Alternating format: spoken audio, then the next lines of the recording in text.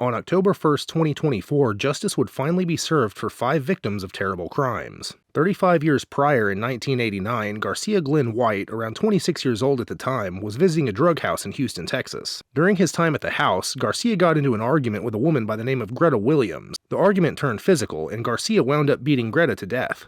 This was Garcia's first known of a series of murders, a murder which he was not initially connected to. Garcia then began visiting a different home in Houston for illicit activities, one occupied by a mother and her 2 daughters. After being refused by the mother for sex and drugs, Garcia went into a rage, stabbing the mother with a knife. The mother would succumb to her wounds and died at the scene. Garcia then found her 2 daughters. He sexually assaulted both of them before stabbing them and cutting them with the same knife. They too would succumb to their wounds, dying at the scene. Garcia Glenn White then fled. The victims were found in the home a few days later by the mother's boyfriend, who had come to check on them when he hadn't heard from his girlfriend for what was becoming much longer than normal. Police were called, an investigation was begun, and unfortunately the case went cold and would stay that way until 1995, 6 years later.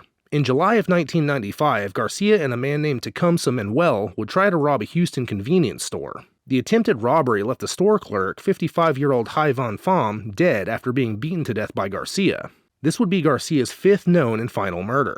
Both Garcia and Tecumseh were apprehended by law enforcement for the robbery-murder that took place at the convenience store. Tecumseh Manuel would later confide to police that Garcia White had told him about the 1989 triple murder, heating up the cold case from 6 years earlier. Garcia would go on to be convicted for the 1989 crime resulting in the deaths of mother Bonita and daughters Burnett and Annette Edwards. Garcia Glenn White was sentenced to death. During his incarceration, Garcia would attempt to appeal his sentence multiple times, ultimately leading to a stay of his case that was not resolved in his favor, but did set his execution date back almost a decade.